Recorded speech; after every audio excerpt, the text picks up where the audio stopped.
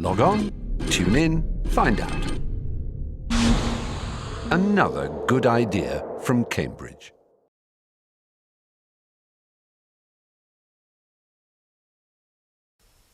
Today is the 19th of September 2001, and it's a great pleasure to be able to talk to an old friend and colleague, Dr. Macfarlane, who is just on the point of early retirement to write a great work, or another great work. And we're sitting in his room, which is just in the last throes of being cleared, and going to go over some of Nick's life and works. So, thank you very much indeed, Nick, for letting me talk to you. Can we start chronologically by your telling us something about your childhood and parentage, what your father and mother did, for instance, and your background? Well, my father was at Magdalen and did classics, and then he, after a year or two, found himself in the British Museum in the Department of Coins and Medals. And then at the outbreak of war, since the British Museum was part of the civil service, he was moved around and worked in Ministry of Shipping, and after the war he couldn't afford to go back into academic or museum work, so he was a civil servant a lot of his life, but always retained his scholarly and academic interests and continued to write papers evenings and weekends, and eventually became secretary to the British Academy in succession to Mortimer Wheeler, and finally treasurer of the British Academy just before he died. So your academic background was partly, largely influenced by having an academic of a kind as a father. Yes, I think so. On the other hand, I would also not want to underemphasize the influence of my mother, who, although she never went to university, was always very interested in foreign languages and cultures. She'd lived in the 30s, first in France and then in Germany during the Nazi period, and she spoke German very fluently, almost married a German, and she encouraged us to be interested in continental travel and languages and so on, and I think she had quite a significant input. She was also a keen mountaineer, which transmitted itself to me, so I went with her on various holidays in North Wales and so on, and this undoubtedly turned my thoughts towards the bigger mountains and ultimately the Himalayas. And did you have brothers and sisters, or? Yes, we were three brothers, no sisters. My middle brother works for the International Standards Organization in Geneva. He edits their bulletin. And the youngest brother is in Luxembourg at the European Investment Bank, where he makes decisions about investing money and that sort of thing. That suggests that your mother imparted an interest in mid-European languages. I mean, did she Yes. speak or teach you any French and German when you were young? She certainly encouraged us to learn them and took us on holidays, though it wasn't so easy, of course, in the 40s and 50s, because we weren't allowed to take much money abroad. But she sort of took it for granted that everyone would learn and be fluent in and have a reasonable accent in these languages. And I think that was quite a significant feature of our upbringing. Because in fact, two anthropologists you probably admire most, or two of the anthropologists you admire most, are Mauss and Dumézil. These are Frenchmen, so Yes, yes. maybe Absolutely. no coincidence you read French well, obviously, and could appreciate their work in originals. How was it that you went to Hong Kong? Because you've mentioned that. Ah, yes. Well, my father was still working for the Ministry of Shipping, and they sent him to the Far East to write a report on the shipping facilities in the Far East for their own purposes. And he took his young family out in 1947, and we had 2 years out there. I have often wondered whether that played any significant part in my becoming an anthropologist, but on the whole I rather doubt it, because it was a very expat environment with servants and very little genuine contact with Chinese culture. I remember it chiefly for the magnificent beaches that surround the island of Hong Kong, and for sort of outdoor activities, walking in the mountains, that sort of thing, and not for anything at all cultural. When you went to school, where did you go to school first? Did you go to a boarding school, or? Well, during the war, we sort of moved around, moved out of London, various different kindergartens and schools. Wagner's in Kensington towards the end of the war, a couple of different schools in Hong Kong, and then a prep school in England, in Buckinghamshire, and then I went to Rugby, where I was for 5 years, 52 to 57. Often that, maybe the preparatory school, but certainly the next school, has enormous influence on subsequent life, sometimes through what one decides to become interested in, and sometimes through a particular teacher or one or two teachers. Was there anyone you remember, or any experience? Oh yes, very much. This was a fairly traditional school in the 1950s. No women, of course, no girls, and rather a right-wing conservative sort of environment. But I opted for classics, and they right away sort of pushed potential Oxbridge classicists up through the ranks, and I ended up with more than 2 years in the top form with an extremely good classicist who subsequently published, after retirement, a number of perfectly respectable classical books in classics. And he used to give us weekly tutorials as schoolboys, just like an Oxbridge tutorial with in his study, in his home, for an hour a week, going through the proses and verses that we'd been writing. But also he made a big effort to enlarge our intellectual range, encouraging us to take an interest in Italian painting and in music and so on. So I owe a great deal to him. And he encouraged you? I mean, he said you were Yes. capable of doing something. Yes, yes. Encouragement. Yes, undoubtedly. He sort of pushed us. He fostered a certain number of us who he thought would get on in academic life. Did you keep any contact with him afterwards? I did for a few years, but then he went blind, unfortunately, and died. But I was really quite close to him, and he took us to Italy, and that was a very successful holiday.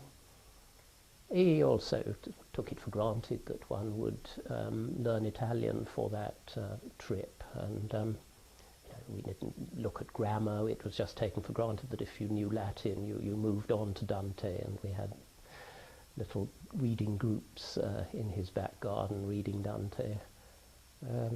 Yes, I owe a lot to Saunders. He was called Norman Saunders. So by the time you were, say, 18, you already spoke Italian, if you can speak Latin, you understood Latin, Greek to a certain extent, German and French and English. Yes, I'd done a year of Spanish too. The school allowed classicists to do a little bit by way of options, and so I did get a year of Spanish. But virtually no science, amazingly little science. One term on the lower forms of pond life, and I could have got through the whole of my education with no more science than that. Astonishing now. Indeed. I mentioned the languages because later you were to become very interested in languages and learn them relatively easily. Presumably it helped that you'd already learnt so many different Yes, I think languages it at one time. did, yes. Talking of pond life and science, you then went on to university. Where did you go and what did you read? Well, after taking a classic scholarship to New College in 56, it would have been, I came up in 57, to New College, but I decided to change course altogether and read medicine. So the last 2 terms at school, in fact, I began quickly rushing through O-levels and in physics and chemistry and botany and zoology. And in those days, the requirements for entering medical courses were nothing like what they are now. It was regarded as intellectually fairly easy subject to get on in, and so after my first term at Oxford, where there was a bit of extra catching up, I was sort of treated like any other Oxford medic. So it didn't take very long to shift gears. Why was it you suddenly made the switch to medicine? Well, I think it was probably that, although I enjoyed classics, I found that it really was rather a narrow education. And I wondered really what else I might do, and it wasn't very obvious to me what else I might do. But it was clear that you could make a good case for becoming a doctor, whereas you couldn't sort of suddenly decide at the age of 17 that now you were going to become a nuclear physicist or something. So I don't think I was deeply committed to the idea of being a doctor, but I was keen on enlarging my intellectual range and knowing a bit more about the real world. Your parents didn't put any pressure on you to study this? No, they were extremely, no, they were entirely permissive. Whatever you think is right for you, they were quite happy. I think it was sort of thought during my school days that I'd become a lawyer or perhaps a diplomat, ordinary sort of fates for a classicist in those days. But there was a family precedent. My mother's brother had gone up to Cambridge as a classicist and then had shifted to medicine. So that was also a reason why they weren't perhaps particularly surprised or put off by this change, of course. Was there any philanthropic motive? I mean, did you feel you might go out and help suffering people? Yes, I think I thought that perhaps I shall come to feel the desire to do so in due course. Whether I actually did feel that strongly, I'm not quite sure. I think I felt it in a sort of experimental way. It would be rather fun to sort of imagine myself doing a Dr. Schweitzer or something. Yes. At Oxford, again, were there any teachers or experiences that you think had a particularly formative influence on you? The medical course didn't influence me very much, I think. Certainly not the first couple of years when one's doing anatomy, and it's really rather boring. And none of my teachers were particularly inspiring at that stage. But I did have some fellow students, one in particular, who began by dissecting the same arm as I did, and then gradually moved away from medicine into PPP course and philosophy, politics, and psychology. And he did quite well at that, and eventually ended up as a philosopher of science teaching in Amsterdam. And he always had a very wide range of curiosity and interests. And John Dorling, he's retired now, and I probably owe much more to him than to the people who officially taught me. By the 4th year, when I was able to do a year of research, there perhaps I gained a bit more understanding of the nature of scientific work, but I soon realized that I wasn't cut out for it. I did some research in neurophysiology, and we produced a paper, myself and John Nichols, my supervisor, but it wasn't a particularly successful project, and I realized that I wasn't cut out to do experiments. I love knowing about how the brain worked, but the nitty-gritty of doing the experiments with the cathode ray tubes and doing the statistics on the results, all of that was a bore as far as I was concerned, so I was quite happy to leave that. By the time you had your degree, were you still thinking you would be a doctor, and what did you go on to do at that point? Well, at this point I was very uncertain what I was going to do, and I rather drifted, to be honest. Everyone around me expected me to complete the medical course, and although I was by no means sure what I would do with this, I drifted through it. And I'd had not too bad a time in London, but I always felt St Mary's Hospital in Paddington.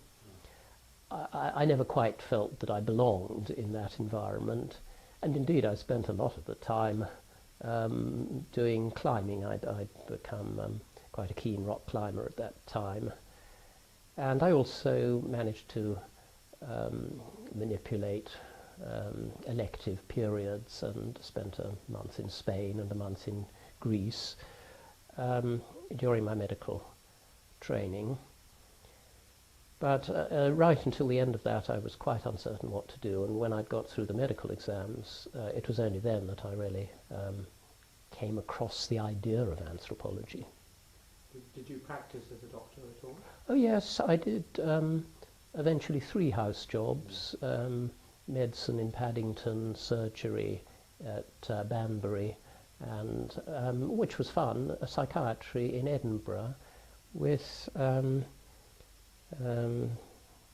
Carruthers, was it? What was the man who worked on? Yes.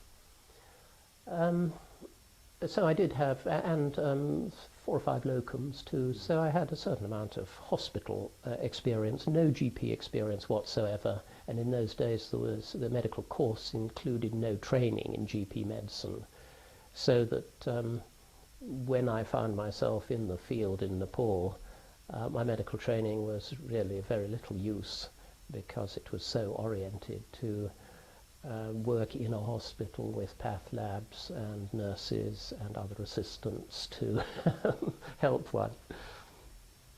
But all the time you were feeling this wasn't right, and you say suddenly or somehow you then came across anthropology as a topic.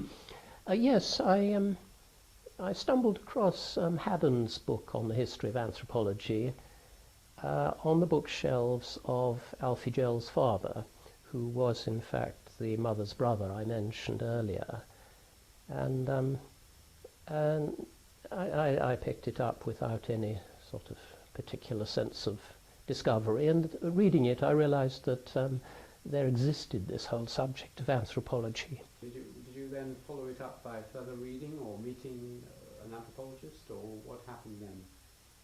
I think I probably read the Teach Yourself Anthropology book. And what year is this? we're now talking of about 64, I should think. And then I came to see Godfrey Linhart, who must have been admissions officer here at Oxford. And I think he was the first anthropologist I'd met or spoken to, as far as I remember. Let's have our reminiscences about Godfrey then, either then or later as a colleague of yours. Yes, that meeting is really way back in the mists of the past, but I came to know him quite well at Wolfson, and I gained great respect for him. He was a marvellous man in many ways, very intelligent, not, it has to be said, very industrious as an academic, but very sharp in his judgments of people, and a very good friend to those he liked. He was always sending people postcards and giving evidence of the fact that he was thinking about them. Very, sort of thoughtful, considerate to people when he chose to be. He could also be quite vicious when he chose to be too. Yes, yes. This is what Peter said as well. How would you rate him as an anthropologist? Some people say that his certainly his one book on inter-religion is one of the great accounts of... Yes, it's a good book, but as I'm not an Africanist, I have not made a great deal of use of it in my time. I always respected his book introducing anthropology, just called social anthropology, although I didn't always agree with it. It's one that I, for a long time, set to students as a very intelligent and nicely brief and well-written account of the subject. Of course, it's humane and humanist. Very much, yes. Drew on wider philosophers and so on. Yes. Interesting. Yes, and I liked the way that he referred, for instance, to the odd Russian anthropologist and so on. Was he a good teacher, do you think, either as a PhD supervisor or lecturer? I would say he was at his best as a supervisor in terms of encouraging people and bringing out their sensitivity and their humane breadth of understanding. Of course, he didn't read a great deal of anthropology, and he's not the man you would turn to for the latest references on some theoretical issue. So he was good in some respects, and I think he did a lot for the sense of loyalty that people had to the Institute. Of course, in those days there was so much less pressure on time, and people could take their time over a doctorate, and often people were around Oxford for quite a long time, adding a lot of richness to the environment. And he contributed a lot in that sort of social way, rather than perhaps in raising intellectual thoughts or issues. For that, one would look rather to someone like Edwin Ardner. When you came and saw him, he encouraged you, and then you decided to do a degree in a first degree or a Yes. master's degree.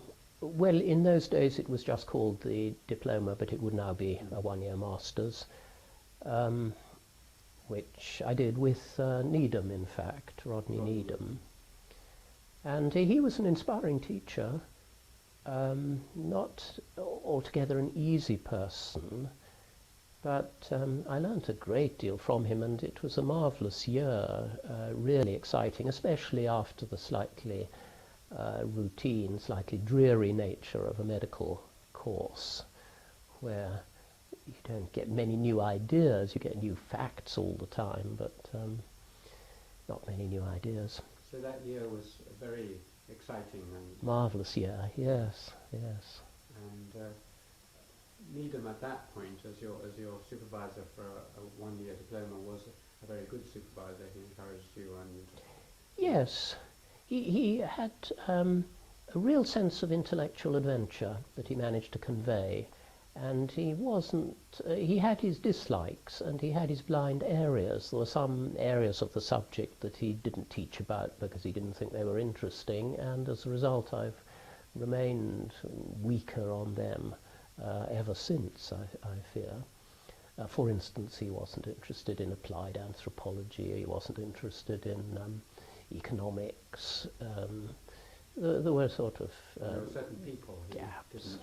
Oh yes, yes. Really particular.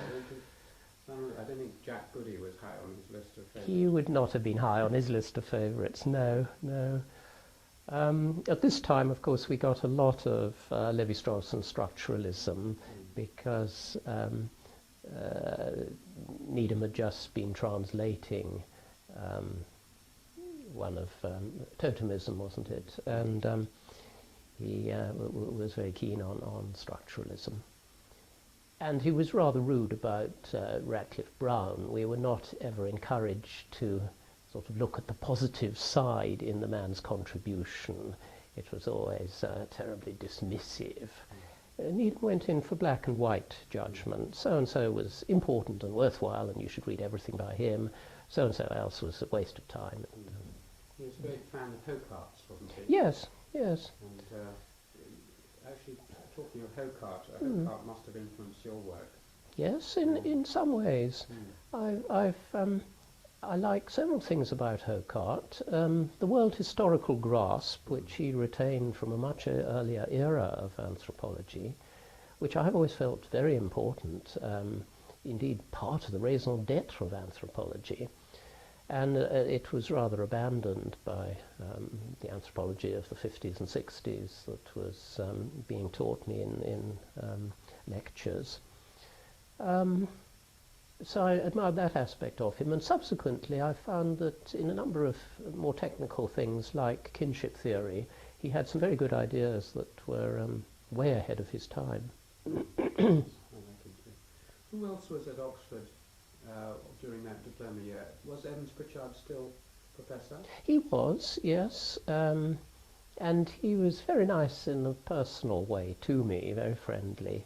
He used to tease me about you quacks, and sort of pretend that he could cure himself of his arthritis much better with his copper bangles than with any pills that we quacks produced.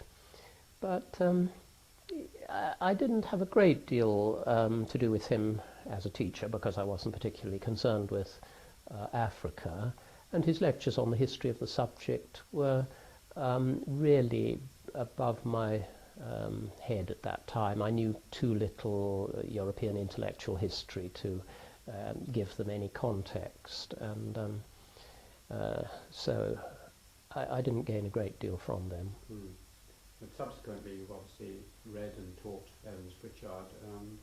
Again, are you in a position to rate him as a Well, no, I greatly admire him, certainly, but he represents a rather different sort of anthropology from the sort that I most enjoy. I mean, after all, he is above all a descriptive ethnographer, and brilliant at that. And I regard that as a very important aspect of anthropology, but I'm not a brilliant descriptive ethnographer, and so the sorts of questions I find interesting and want to ask were not really the sorts of questions that he was asking. So I wouldn't say that he'd been a great influence on me. The other people must have been John Beattie. Yes. Well, although Needham was very dismissive of him, I found his lectures actually extremely helpful. They were very sane and balanced, and I think that I did learn quite a bit from him. I wouldn't say he was quite so exciting as Needham, but you needed a bit of balance. Yes, you really did, because if you took on board too much Needham, you could really go over the top, I think. And who else was there? Who was the Indianist? Was it David Pocock at that time, and I did the option course with him. He was slightly fearsome character in my mind. I mean, he had a slightly peppery manner, and was apt to if you knew nothing about the subject, regard you as rather stupid. And but of course he was a competent and good teacher, and one learnt quite a lot. And of course he'd been in close contact with Dumont, and that was subsequently to be quite important, I suppose, to me. So the link with French anthropology was quite strong at that time, both with Yes. and Dumont. Yes. Was Edwin Arden here then? He was. I think I found his lectures very stimulating, but right on the edges of my comprehension.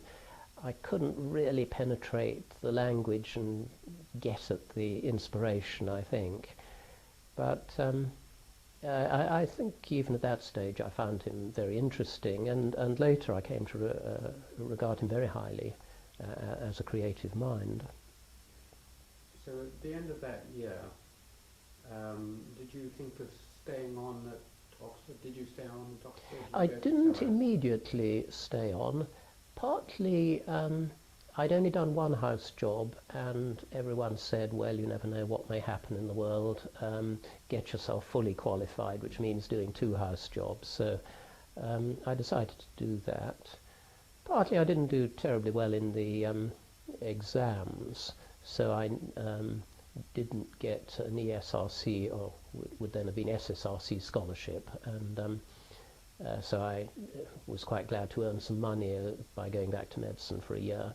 But I think I was determined to pursue the subject by that point. So you did some more medicine as a house job, and then you went back, but you went to SOAS, did you?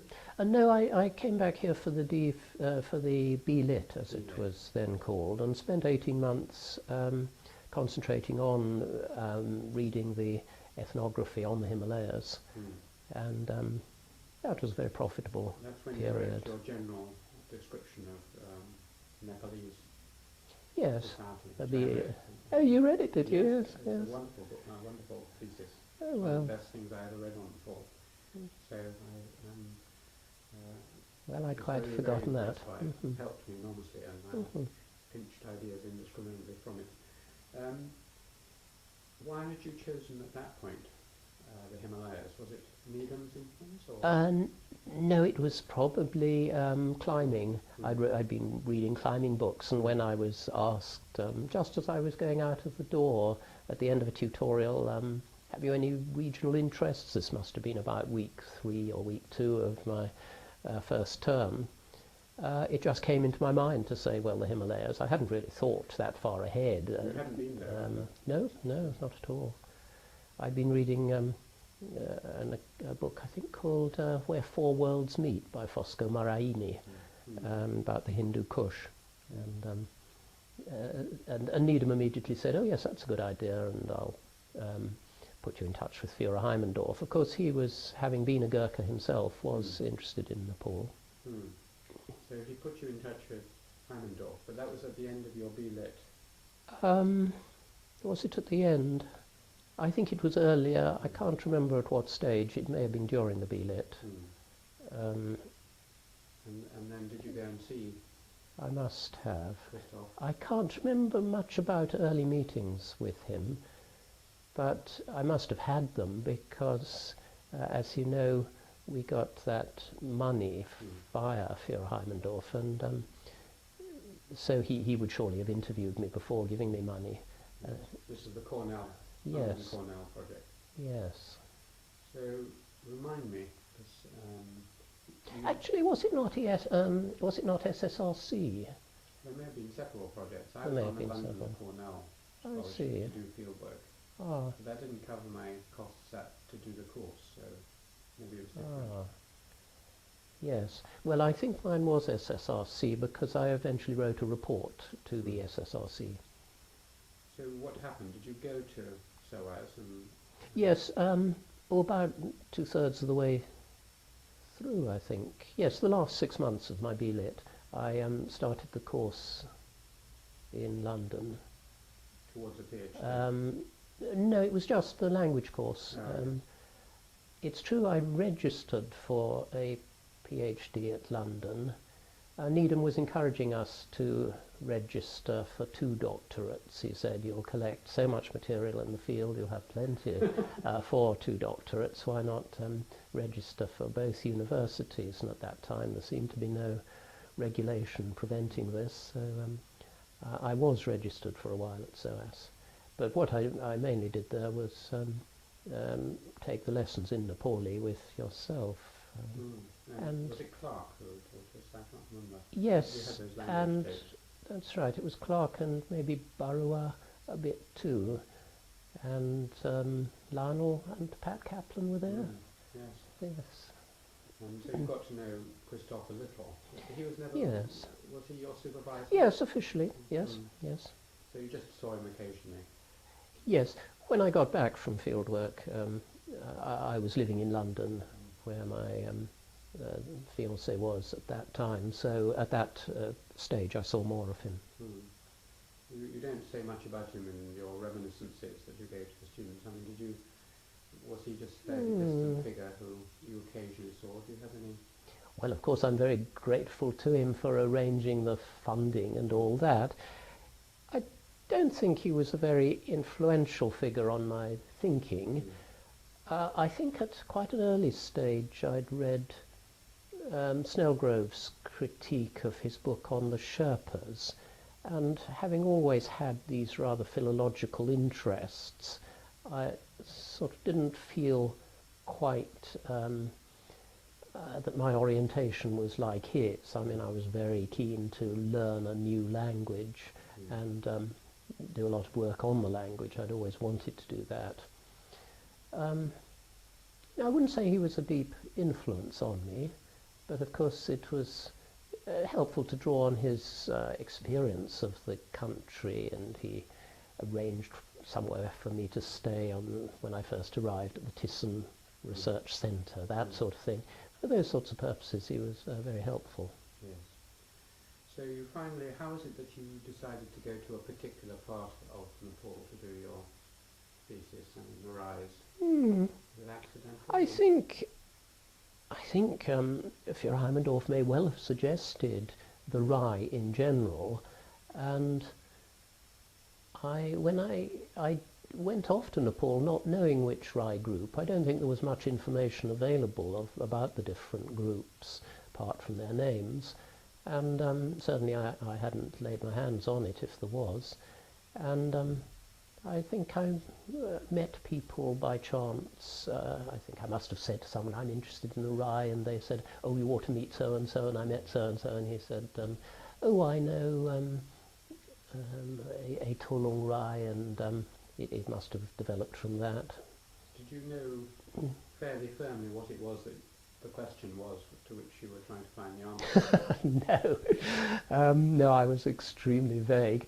I knew I was formally obliged to write on social change because it was under that heading that Heimendorf had got. Michael York was involved with, I think. It was a big project on social change. Yes. SSRC, that's right. Right. So you had to study social change, but you weren't sure. No, and I had no particular questions in mind what I wanted to do, and I felt that the title, the label social change, enabled me to do it, was study the most traditional aspects of the tribal culture from a more or less salvage point of view, and I felt you couldn't study change unless you had some idea of the baseline, so that gave me the excuse to work on what I wanted to do, really. Of course, you can't fail to be bombarded at all points with evidence of change in that sort of area. So although I didn't focus very deliberately on questions about change, they obviously arose. I mean, the panchayat system had recently come in, schools had recently come in, markets had recently come in, and all of those topics you couldn't fail just living in the hills to take an interest in. Was there, what was your impression of your work? I mean, did you enjoy it, or did it have a great impact on you? Of course, I was older than quite a few students by this time, having gone through medicine and practiced a bit in hospitals. And I think, having practiced being a bit of an outsider in various social milieux, such as medical school, I didn't find being an outsider, in a sense, particularly difficult. I think for a long time my main worry was that I wasn't discovering anything really interesting. I'd read Pined rather carefully, and I'd read most of the literature, well, all the literature I could find on Nepal at that time, and these people seemed to be just like everybody else in Nepal, really, and I was a bit disappointed, and it was only after some time struggling with the language and so on that I began to realize how much mythology was still available. And gradually to the ritual, I began to go to more rituals and see which ones were interesting and locally specific and worth recording. So for a long time my main reaction was, am I discovering anything interesting? So slightly anxious and possibly a bit depressed on and off. in that first year. Also, probably half aware that I wasn't doing really very well at the language. I'd got, after all, no training whatever in phonetics, and I'd read one book on how to study an unwritten language, but I really had very little idea what I was doing. And it was only after 12 months that I went back to Kathmandu to, I think, to collect my my later wife. But anyway, I encountered Austin Hale of the Summer Institute of Linguistics, and he gave me lots of phonemic surveys, which are actually lying in a corner of the room now. And reading through a few of these, I realized what I'd been doing wrong, and discovered that there were long vowels, which I'd failed to notice in the first year. There was a phonemic difference. I was very naive. Yes. But were you increasingly enjoying Yes, work? the last 6 or 8 months were great, and I was much more confident. I was speaking Nepali fairly easily, and could handle the tapes that I was accumulating. And yes, things were going quite well by that stage. And you were visited by your future to-be wife? Yes, yes, that was very satisfactory and probably good for rapport up to a point. How long was she there? I think it was 4 weeks, it was about that. She had, unfortunately, she'd gone to Pakistan as a VSO during my first year, and she got herself fitted with mountaineering boots, which were unfortunately too tight, and on her walk out to visit me, she took an area the size of about 3 postage stamps off the back of both heels, and had to complete the journey in flip-flops. But so we were offered treatment by the local shamans, which was nice. Very effective, I'm sure. Anyway, the Nepal fieldwork will probably be covered a bit more later, but you then came back to write up with Rodney, is that right? Was he still here? No, at this point Ravi Jain had become the lecturer in Indian sociology, which I think was still the title of the position, and he was my supervisor, and I didn't see a great deal of him. Then when he went back to India, Maurice Friedman was my supervisor for a while, and I had one very interesting long conversation with him in All Souls. And then he died suddenly, and Needham took over again at the last few months. You had a very bitty supervision, really. Yes, Five different people. Yes. Well, yes, I suppose so with Führer Heimendorf as well, yes. Anyway, you said bitty. Who were your examiners? Remember? Yes, it was Heimendorf again, and I think it must have been Godfrey Leonhardt. Yes. I think they perhaps did it both times, I mean the B-Lit as well. Yes. So once about that time, you were now wondering what you were going to do next, or had you already applied for any jobs? Or I was back for a year and a half, really, before I got my first job, yes. Which was at Durham? Or? Yes. I'd applied for one at Newcastle, but didn't get that, luckily, and then the Durham one came up soon afterwards. Was there anything at Durham or any person who stuck? Yes. Was it long? Was there? He was there from about halfway through my time. I suppose the colleague I felt closest to was David Brooks, who did the religion course. But I wouldn't say any of the colleagues influenced me very much. I was already sort of fairly clear on the sorts of things I wanted to do, and I was reading a lot of people like MacDonald from Paris. Those were the sort of AW, yes, and they were really the people that were influencing me, I think. how long were you at Durham? About Nearly 4 years. 4 years. And then one thing I'm glad I did there was to start a course on anthropology and language. And although I didn't really have time to go very deep into it, it helped me with writing up my grammar of Tulum. So that's where you wrote that up? Yes, I did that as a sort of prolegomenon to the thesis, which used the texts of the myths. And then you got the call to come back to Oxford, is that right? You got how did that happen? Yes. Well, it was after, I think there was an interregnum after Ravi Jain left, and then they got permission to fill the post and advertised.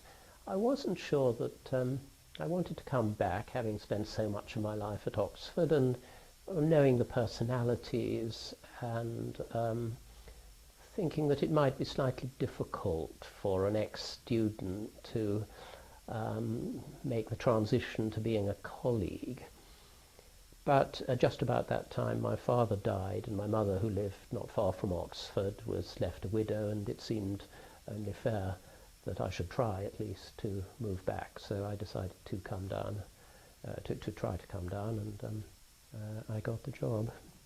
One of your nervousnesses, I think, must have been how you were going to be accepted by your former teacher and supervisor, Rodney Needham, who is now a professor, presumably. Yes. And Yes. I know it's a difficult subject, but anything to say about how that worked out? Well, it was a very difficult period. I mean, I could see it was going to be difficult because Needham rather liked his, as I say, his judgments tend to be black and white, and he liked people to be totally pro him, and not to pick and choose, not to have a nuanced view. And there were certain parts of his work that even at this time I thought were mistaken or misconceived. And although I thought I would perhaps manage to keep these relatively quiet, I could see it could be embarrassing.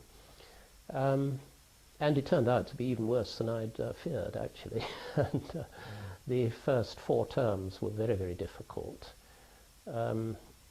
because after the first term he became professor, and then there was a period of growing tension between him and other members of the staff, which made for very difficult atmosphere, and very difficult for a new member of staff to know how to fit in, and what side to take, and what was proper procedure, and so on.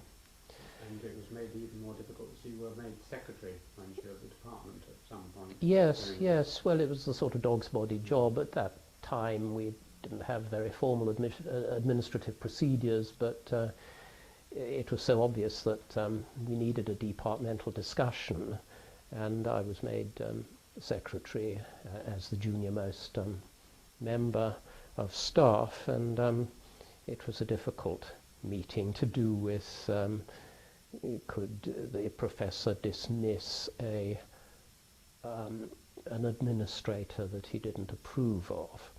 And I kept the minutes for this, and the minutes were eventually sent to the proctors, who wrote back and said that, rather laconically, they said quite briefly that although it had been customary for the Professor of Social Anthropology at Oxford to be head of department, it was nowhere stated in the statutes that this had to be the case. And after this letter had arrived, Needham left the department, and a new regime was set up which made life much easier, probably for him too, and certainly for the rest of us. Was a new professor appointed? No, we had a management committee, and Edwin Ardener was the first chairman, and then after him we all took it in turns to do our stint. I did one in the late 80s for a couple of years. What was your sort of main teaching area? Indian studies and myth? Yes, I always taught an option in social anthropology of South Asia, and I tried not to make it too Himalayas focused, because quite often we got students who were interested in other areas of the subcontinent. So I gradually moved from being a Himalayan specialist to thinking more generally about Hinduism. And the course was from an early, I think right from the start, was oriented towards Hinduism more generally. And I was making a lot of use of Dumont in my teaching. You didn't. And of course, otherwise I would just teach the whole of anthropology in the way that one does in a master's course. And this gave me a very good opportunity to enlarge my interests a bit and actually read some economic anthropology at last and become just slightly acquainted with Marxist ideas and so on.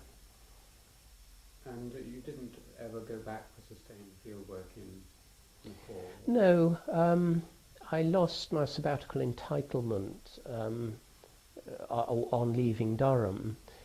Of course, nowadays one would bargain to retain that, but we didn't do that sort of thing, at least I didn't. In those days, I don't think it was the done thing. So it was quite a long time before I had any substantial sabbatical entitlement. And I decided that as my teaching was now oriented to India in general, I was being a bit marginalized, or feeling myself a bit marginalized as a Nepal specialist. So I wanted to work in India, and so I transferred fieldwork interests to the Western Himalayas. I'd hoped to go to the east, to somewhere around Assam, but it wasn't practical because of the political problems in that area. So I went in the early 80s for about 8 or 9 months of fieldwork in Himachal Pradesh, which was very instructive, very enjoyable, great for the family, but not terribly satisfactory as a fieldwork undertaking. I think that was partly because what I still wanted to do was Tibeto-Burman comparativism, and there just wasn't enough Tibeto-Burman heritage apart from the language in the area of the Western Himalayas that I was in. And partly I just wasn't there long enough to get the sort of depth in my data that I would have liked. So I'm afraid I haven't written up a great deal about that second spell of fieldwork. Then at some point you found another great interest, which I think you're going to pursue in your next few years, and that was the very wide comparative frameworks of some of the great Frenchmen, in particular Dumézil. When did you first come across this work, and what is its significance? Well, Needham, as part of this intellectual wide range that he tried to instill in his students, had actually sent me one of Dumézil's books, not one of the best in my view, way back in '65, but I couldn't understand it much at the time. But so he was a figure in my sort of mental universe right from the start. And when I became interested in the mythology of the Tulung Rai, I started reading a little bit about mythology in general, and soon decided that Dumézil's approach to mythology was the one I liked. It contrasts with that of Lévi-Strauss in its awareness of history, its sensitivity to time, and I just find that that is a much more congenial approach to anthropology and awareness of time. And I never really got deep into Lévi-Strauss's mythologique, and I concentrated instead on Dumézil. Of course, I was at that time thinking of the possibility of constructing Tibeto-Burman comparative mythology as a long-term undertaking when I was in Durham. But for various reasons this came to seem impractical as the years passed. And when I came to Oxford and was having to teach about India in general, I realized that this was too narrow a specialism, really, Tibeto-Burman comparative mythology, and transferred the notion of using language families as a comparative framework. I transferred it from the Tibeto-Burman to the Indo-European field, well, obviously partly because I was already reading Dumézil, partly because of one or two stray hints in Dumont, partly because of Mauss, who was also becoming quite an influence on me. So I gradually built up my collection of Dumézil's books, of which he wrote more than 70. It's absolutely astonishing output. But one only really needs about 20, and I've got those now. What's his importance? I think his importance, at least from my point of view, as a South Asianist, is that he potentially at least offers us a method for grasping the long-term history of the Sanskritic tradition that goes beyond what the Sanskritists can tell us about, because we know that the Sanskritic tradition comes into India with one branch of the Indo-Iranian speakers, and we know that the Indo-Iranian speakers are just one branch of the Indo-European speakers.